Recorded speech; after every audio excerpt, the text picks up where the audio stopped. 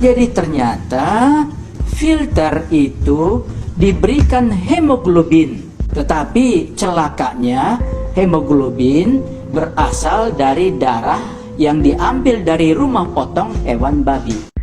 Ketua Komisi Nasional Pengendalian Tembakau atau Komnas PT, Dr. Hakim Sarimuda Pohan mengungkapkan bahwa dalam filter rokok yang banyak digunakan di Indonesia terkandung bahan yang berasal dari darah babi.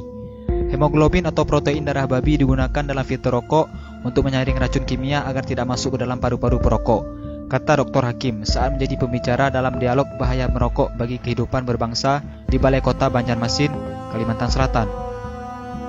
Dr. Hakim juga meyakini bahwa filter yang digunakan untuk rokok yang beredar di Indonesia merupakan filter impor yang mengandung komponen dari darah babi.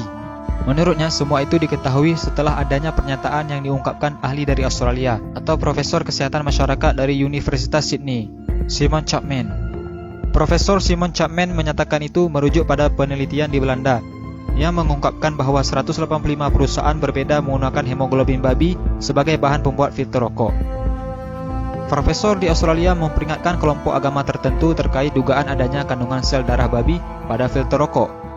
Profesor Simon Chapman juga menyatakan sekali lagi bahwa itu merujuk pada penelitian di Belanda yang berhasil mengungkapkan bahwa 185 perusahaan berbeda menggunakan hemoglobin babi sebagai bahan pembuat filter rokok. Menurut Dr. Hakim, sudah seharusnya umat muslim yang mayoritas di Indonesia ini menjauhi barang yang nyata-nyata dilarang dalam agama. Bukan hanya kaum muslim, tetapi kaum Yahudi juga melarang pemanfaatan babi untuk keperluan seperti filter rokok ini. Kabar penting ini harus diberitahu kepada para perokok yang alergi terhadap fatwa haram merokok. Sebuah penelitian ilmiah mengungkapkan bahwa dari sebuah bangkai babi ternyata bisa diolah menjadi 185 produk, diantaranya adalah untuk rokok. Penemuan penggunaan darah babi dalam filter rokok ditemukan peneliti di Belanda, Christine Mendersma, secara tidak sengaja. Perempuan ini sebenarnya sedang meneliti seekor babi berkode Pig 05049 di sebuah peternakan di Belanda. Di laman pribadinya, Mendersma menyatakan telah meriset selama 3 tahun semua produk yang dihasilkan dari seekor babi tersebut.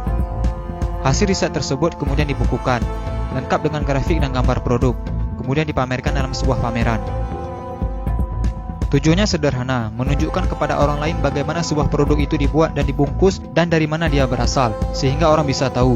Untuk menunjukkan itu, Mendersma mendekati subjek ke satu ekor binatang yang di dalam hal ini adalah seekor babi bernama Pig 05049. Kita tidak berbicara hukum haram atau halal merokok, karena perdebatan halal atau haram merokok tidak pernah ada habisnya.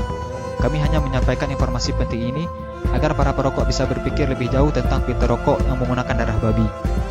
Jangan lupa sukai Mozaik Karim, lalu klik tombol ikuti, lalu klik sekali lagi tombol ikuti, lalu pilih lihat dahulu, agar kalian tidak ketinggalan video-video menarik lainnya setiap hari. Jangan lupa di-share juga video ini ya guys, agar teman-teman kalian tidak ketinggalan informasi penting ini. Terima kasih.